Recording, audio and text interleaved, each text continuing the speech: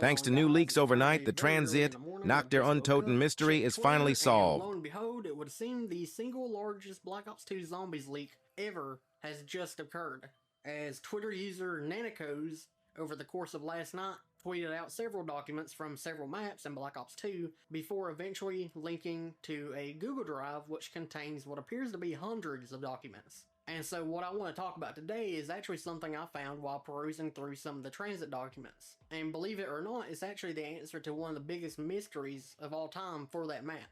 So back in Black Ops 2, on the map Transit, players have always speculated on why Noct during Toten appears on the map. It's an oddity. We know in World at War that Noct took place overseas. Presumably in other games it does too. And we know Transit takes place in the northwestern United States, in Hanford, Washington. We've all heard the cases be made about whether it's a replica or 115 displacement. But one thing in particular from these files puts that debate to rest in the most spectacular way imaginable. The portion I found, which talks about this specifically, simply reads, quote, "Side quest. Save the OG crew.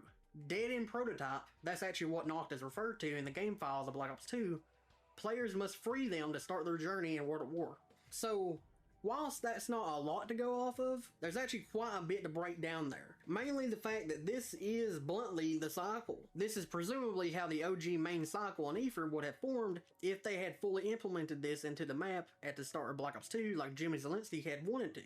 That is absolutely mind-boggling, considering that while we did get some actual hints towards the main loop that our characters are stuck in towards the end of Black Ops 2, namely in the Die Rise intro and quotes in Buried in Origins, the cycle itself wasn't fully unveiled until all the way at the end of Revelations in Black Ops 3 DLC 4, an entire game and almost 4 whole years later. So yeah, Victus would have revived Ultimus, who were dead for some reason at Noct, in the cornfield of Transit, and we would have effectively created a loop where they go back in time to 1945 and do the events of World at War, to overloading the teleporter in Doris with the Wonderwolf, sending them to Kino der Toten in Black Ops 1, to completing Richtofen's grand scheme in Moon, blowing up the Earth, creating the foundations for Black Ops 2, leading directly back into Transit where Victus discover them and do it all over again. And that's basically it.